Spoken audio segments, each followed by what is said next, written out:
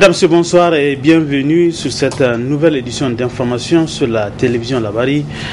L'édition de ce soir qui reçoit comme l'invité de chaque dimanche M. Soumaïla Abdou Sadou, il est chaviste. Avec lui, nous allons parler des préparatifs de l'anniversaire demain 5 mars de la mort de Hugo Chavez. Le temps de débuter cet entretien, retenez tout d'abord que les partis de la mouvance présidentielle ont organisé ce dimanche 4 mars 2018 une marche suivie d'un meeting à la place de la concertation. Cette manifestation a drainé une marée humaine.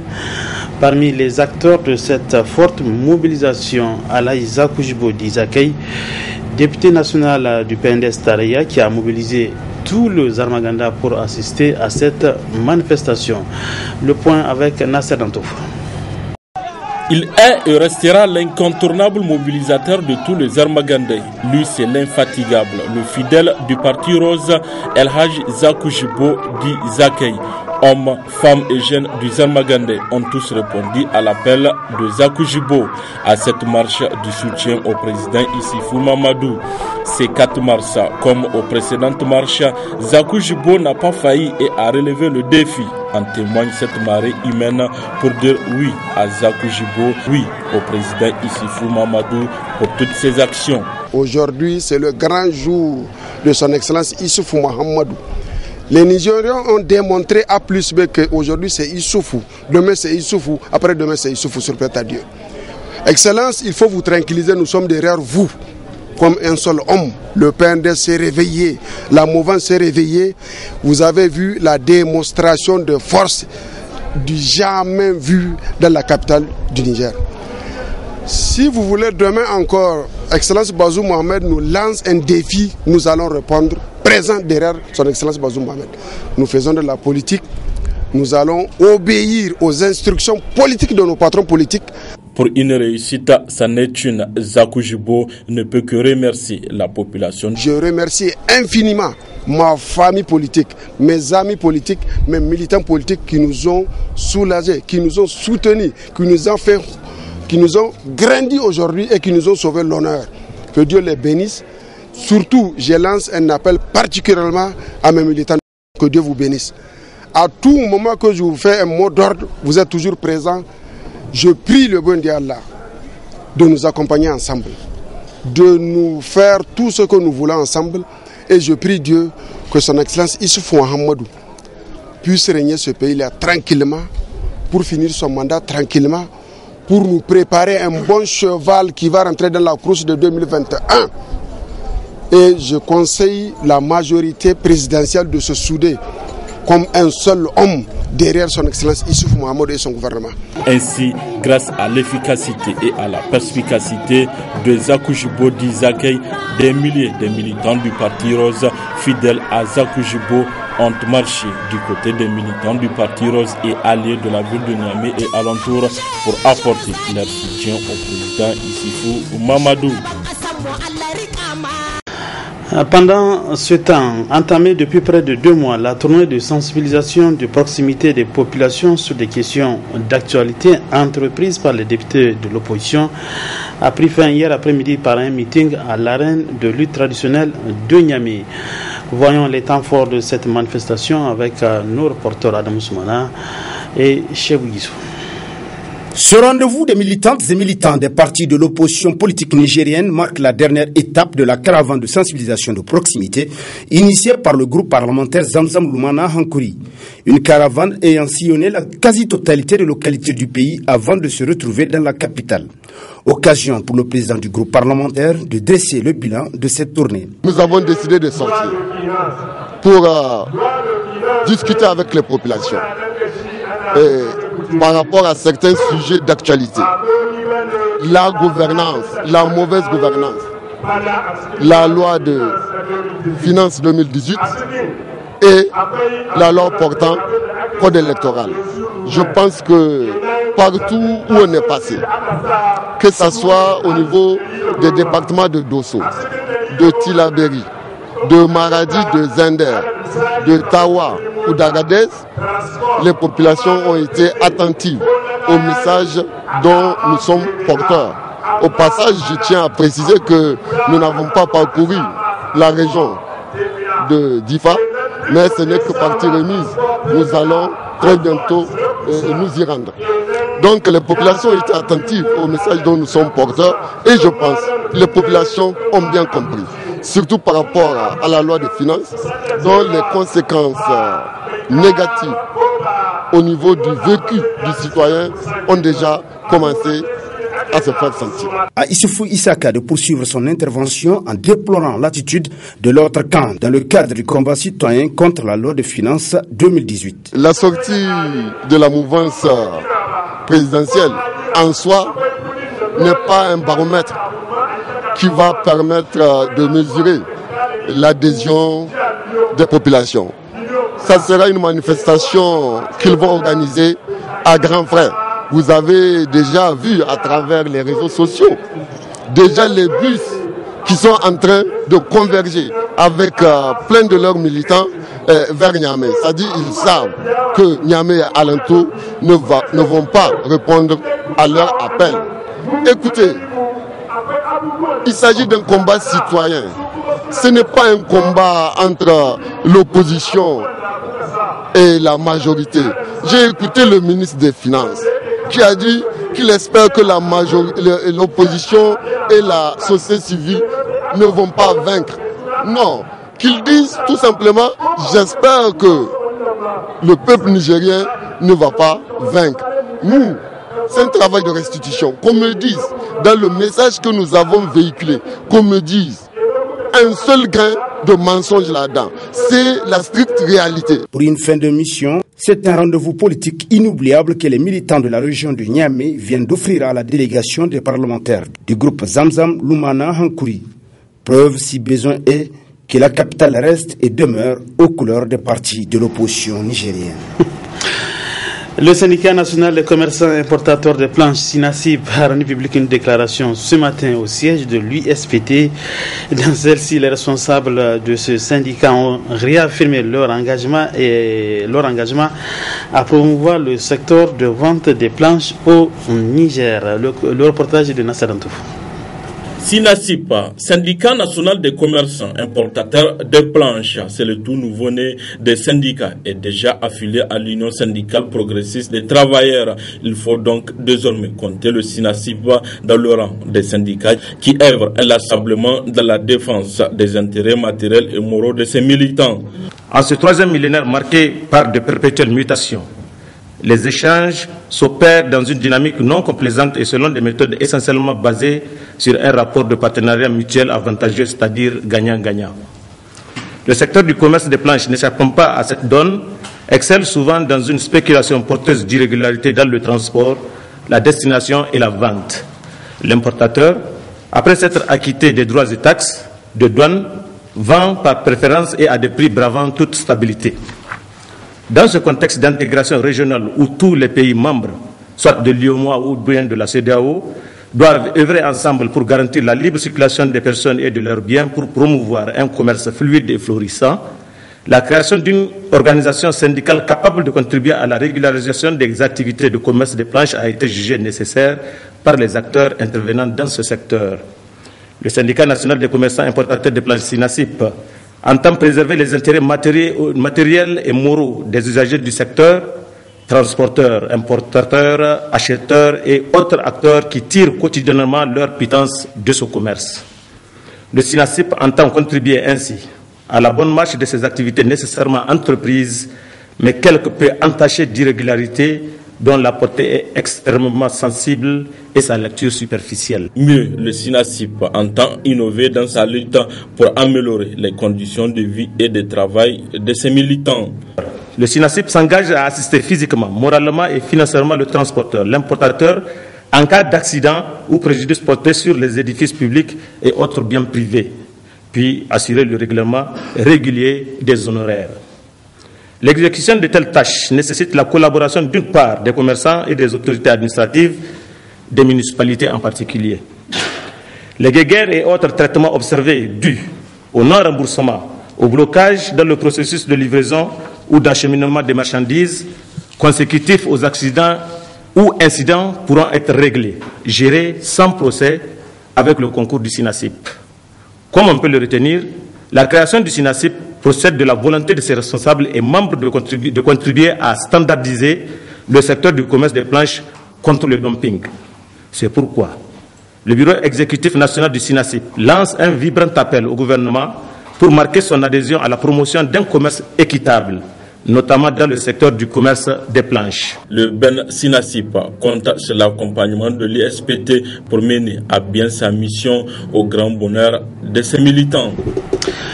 Du sport, coup d'envoi hier après-midi du championnat national du rugby à 15. Seulement les clubs de l'intérieur du pays sont absents à cette compétition pour plusieurs raisons. Cosmos en rouge contre Kaka Daran en bleu, c'est l'affiche de la première journée du championnat national de rugby à 15. Victoire des rugbymen de Cosmos 48-0. Ça fait 4 clubs seniors en première division. Donc ils vont s'affronter pendant à peu près 3 mois. Donc chaque week-end, il y aura un match, chaque samedi un match jusqu'à la fin. Donc c'est en phase d'aller-retour. Donc enfin nous aurons 6 journées et 12 matchs. En l'absence des clubs de l'intérieur du pays, les dirigeants de la Fédération nigérienne de rugby misent sur le projet Get Into Rugby pour vulgariser la discipline. Nous n'avons pas pu instaurer encore le rugby, redynamiser ça dans les autres régions. Avant, on avait 2 autres régions qui étaient concernées, c'était Zender et Tawa. Mais pour des raisons vraiment, comment est-ce qu'on appelle ça, propres au niveau de ces régions, spécifiques à ces régions-là, nous n'avons pas pu pérenniser la discipline au niveau de Zender et de Tawa. Mais d'ores et déjà actuellement, grâce au programme Get Into Rugby, nous comptons relancer les activités à Zender, Tawa, Dosso et Tilaberi Pesadje. La prochaine journée de ce championnat national de rugby aura lieu, Inch'Allah, le 10 mars prochain avec le match RC Toro contre Puma de l'université Abdoumouni Djofo de Niamey.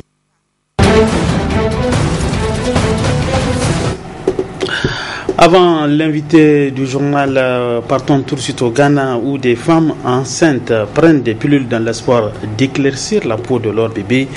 Des pilules interdites, mais les autorités ghanéennes ont du mal à arrêter un trafic illicite de ces pilules qui pourrait avoir de graves conséquences pour la santé de la mère. On estime à près de 70% des femmes en Afrique de l'Ouest qui utilisent soit des comprimés ou utilisent la crème pour éclaircir la peau. Femme noire, vêtue de ta couleur qui est vie, ta beauté me foudroie en plein cœur. Dans cet hôpital de la capitale ghanéenne, ces quelques vers du poète sénégalais Léopold Sédar Senghor rencontrent un étrange écho.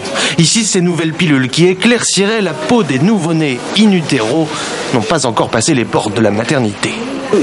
Je connaissais la crème pour le corps qui éclaircit la peau des bébés, mais pas ces pilules.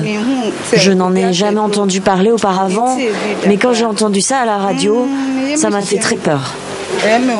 Comment pourrais-je recourir à cette drogue pour éclaircir la peau de mon bébé? Qui sait quel effet cela pourrait causer au bébé, et même sur moi? Mais du Ghana au Togo, en passant par le Sénégal ou le Mali, et même jusqu'en Inde ou en Thaïlande, tout le monde n'a pas le recul de ces jeunes mères sur un phénomène qui ne date pas d'hier. Le racisme d'abord, puis le colorisme ensuite. Cette discrimination des peaux foncées au sein d'une même population font les beaux jours d'un marché clandestin et très lucratif, mais aussi très dangereux. Avec ces pilules, les bébés pourraient naître sans membres. Ils naîtraient avec des problèmes de peau et même au niveau de leur système nerveux. Le fœtus ne pourrait pas devenir un bébé normalement constitué, car il serait détruit dès le début. Le fait de détenir, de posséder ou d'utiliser un tel produit constitue une infraction. Ces produits ont des répercussions graves sur la santé, d'autant plus que nous ne connaissons même pas la totalité des composants utilisés. Après avoir interdit il y a 1 an la vente des crèmes éclaircissantes, les autorités ghanéennes ont décidé de traquer et de poursuivre en justice les individus en possession de ces comprimés illicites. Et nous arrivons à présent plutôt à l'invité de ce journal. Je le disais au début de cette édition. L'invité du dimanche de ce soir, nous recevons M. Soumel Abdou Sadou. Il est chaviste. Avec lui, nous allons parler des préparatifs des activités marquant l'anniversaire de la mort de Hugo Chavez. C'est demain 5 mars. Monsieur Soumel Abdou, bonsoir. Bonsoir, monsieur Tikri. Et merci d'avoir accepté notre invitation. C'est à moi de vous remercier. Alors, avec vous, nous allons parler un peu des activités que vous avez l'habitude d'organiser à l'occasion de l'anniversaire de la mort de Hugo Chavez, El Comandante. Alors, avant de parler un peu de ces activités, vous êtes quand même un chaviste. Ouais. Pourquoi vous êtes un chaviste? Parce que je crois à Chavez. Et parce que je crois au message d'Hugo Chavez, qui est un message d'amour pour la patrie, un message de nationalisme, parce qu'on ne peut pas construire un pays sans l'amour de la patrie. Et c'est ce message qu'il a passé tout son temps à envoyer auprès du monde, dans le monde entier, pour l'unité du peuple et l'amour. Ensemble, le peuple peut faire quelque chose. Alors, vous avez décidé de célébrer l'anniversaire de sa mort, de commémorer plutôt l'anniversaire de sa mort, c'est demain 5 mars. Est-ce qu'on peut avoir une idée des activités que vous allez mener? D'habitude, nous menons nos activités sur le campus de l'université de Niamey. C'est des conférences, des projections de vidéos pour rappeler aux uns et aux autres ce que fut Hugo Chavez. Ce que fut Hugo Chavez. Et vous avez décidé quand même d'emprunter un peu la philosophie de Chavez. Qu'est-ce qui vous a plu dans tout ce qu'il a fait? Bon, pour comprendre qui est Hugo Chavez, il faut d'abord se poser la question: qu'est-ce qu'était le Venezuela avant l'accession d'Hugo Chavez au pouvoir? Le Venezuela, c'était un butin de la bourgeoisie vénézuélienne. Le Venezuela était pendant plus de 70 ans le premier producteur mondial du pétrole, mais cette richesse ne profitait pas au peuple. Ça partait à Miami pour construire des appartements, des bâtiments et autres. Il y a une oligarchie qui s'enrichissait. Pendant ces temps, le taux de pauvreté dans la société, les inégalités, et ça croissait. Donc quand il est revenu, suite à un certain nombre d'actions qu'il a eu à mener, qui sont au nombre de 4, on peut les citer. La première des choses, il a mis en place, c'est en 98 il est arrivé au pouvoir, il a mis en place une constituante pour donner au peuple une constitution indépendante et libre que le peuple, qui comporte les aspirations du peuple vénézuélien. Ensuite, il a nationalisé la société pétrolière du Venezuela, c'était une société publique, mais qui était gérée de manière privée. C'est un groupe d'individus qui profitaient de ça. Il a nationalisé ça. Ensuite, il a fait augmenter les impôts des multinationales de 1% à 30%. Ensuite, il a parcouru tous les États producteurs du pétrole pour réactiver ce qu'on appelle la stratégie du cartel, afin de rationaliser la production du pétrole. Et suite à ça, il a été diabolisé, stigmatisé. Il a été victime de 3 coups d'État. Un coup d'État militaire en 2002. On a vu, le peuple était descendu, des millions de Vénézuéliens étaient descendus du pouvoir, de la rue, pour le ramener au pouvoir. Et c'est la CIA qu'il a effectivement renversé. Ensuite, il y a eu un coup d'État syndical avec des grèves monstres, pour paralyser tout. Ensuite, il y a eu enfin un coup d'État. Qu'est-ce que j'allais dire même? J'ai parlé du coup d'État syndical, j'ai parlé du coup d'État. Il y a eu le coup d'État pétrolier, enfin, parce que la production du Venezuela était de 3 millions de barils par jour et ramené à 25 000 à peine de barils par jour. Du coup, mais à la suite de ça, il a pu redresser le pays. Il a investi 500 milliards comme ça dans le social, la redistribution, parce que tout son programme se tourne autour de la redistribution des richesses du pétrole. Oui, et M. Soumel, 5 ans après la mort, c'est 5 ans? Oui, 5 ans, oui, cela fait 5 ans. 5 ans après la mort de Hugo Chavez, qu'on peut dire que quand même, Hugo Chavez, sa philosophie, elle est toujours d'actualité. Oui, effectivement, elle sera toujours d'actualité puisqu'il a cherché il a uni son peuple, il a essayé de ressusciter l'histoire du Venezuela qui a une grande richesse, notamment le Bolivar qui a pu être président de chaque pays. Il a aidé chaque pays à s'émanciper du joug espagnol et pour retrouver leur indépendance. Donc c'est vrai, aujourd'hui le Venezuela fait face à à une terrible crise qui est là. Ils essaient par tous les moyens, les États-Unis essaient par tous les moyens de réaligner le Venezuela sur leurs intérêts. Parce que 14 ans, le Venezuela en a échappé à beaucoup. Et Hugo Chavez, son arrivée a fait en sorte qu'il y a eu d'autres présidents progressistes à la tête de certains pays, notamment en Bolivie. On a vu Evo Morales, on a vu Rafael Correa en Équateur, on a vu Lula au Brésil, on a vu les Krishna et le Mali aussi qui se sont succédés. Donc vous voyez, ça a suscité vraiment un élan parce qu'avant leur arrivée au pouvoir, en Amérique latine, tous ceux qui se réclament des progressistes, des socialistes progressistes, ils sont renversés. La seule voie pour les progressistes, c'était la voie des guerrieros. Il fallait qu'ils prennent les armes, mais avec Hugo Chavez, c'est vraiment une révolution pacifique et démocratique. Et depuis Allende, en Chili, il n'y a pas eu un leader aussi rassembleur, aussi qui a pris le combat sous la domination de révolution pacifique et démocratique. Alors, au cours de vos différentes conférences, débats que vous organisez à l'occasion de l'anniversaire de la mort de Hugo Chavez, quel est le message que vous livrez? Bon, le principal message, c'est l'amour de la patrie. Parce qu'aujourd'hui, nous, sur notre pays, ce dont on fait face, c'est l'amour de la patrie, le patriotisme, le nationalisme qui a déserté partout, tous les champs aujourd'hui. Et on voit notre pays aujourd'hui, il est victime de deux forces qui s'acharnent à le détruire. Et notre pays est en danger de mort. Quand vous voyez la perfidie de la classe politique et aussi la trahison de l'élite. Et ça pose un coup terrible à notre peuple. Et notre peuple notre pays n'arrive pas à se relever. Et tant qu'il n'y a pas d'amour de la patrie, on ne peut pas changer les choses. Il faut que nous soyons fiers d'être Nigériens. Il faut que nous aimons passionnément notre pays. Parce que notre pays, c'est notre pays. C'est ce qu'on a de plus cher au monde. Donc c'est ça la quintessence du message dont on parle. Le patriotisme, l'amour de la patrie. Donc j'invite tout un chacun à faire le déplacement sur le campus. On a prévu une activité à 9h. Et certainement la nuit aussi nous allons faire une autre activité pour continuer à perpétuer le message d'Hugo Chavez qui est un message d'amour de la patrie, de la passion pour son pays et de l'union. Il faut qu'on fasse l'unité. Tant qu'il n'y a pas l'unité, on ne pourra pas aller aussi loin. L'unité, c'est la clé. Il faut que nous soyons unis. Et lui, il a passé tout son temps à faire l'union, à prêcher pour l'union, l'unité, et ce message est allé au-delà de son pays. Ça, c'est arrivé jusqu'en Afrique. Donc nous, aujourd'hui, on se réclame chavistes. Nous sommes nombreux, très nombreux. Parce qu'on aspire au changement. On veut que ça change, que notre pays brille de mille feux dans le concert des nations. Inch'Allah. Voilà, merci bien Soumaïla Abdou Sadou. Je rappelle que vous êtes chaviste. Merci, c'est à moi de vous remercier. C'est vraiment un honneur d'être ici ce soir. Voilà, et je rappelle que c'est à l'occasion donc du 5e anniversaire de la mort de Hugo Chavez qui sera célébré demain lundi. Et vous invitez donc l'ensemble des citoyens à participer donc à vos différentes activités. C'est bien cela? Exactement. Voilà, merci bien Soumaïla et bonne chance. Merci. Ainsi prend fin donc cette édition d'information. Mesdames et messieurs, merci à vous de l'avoir suivi et bon début de semaine à tous. Bonsoir.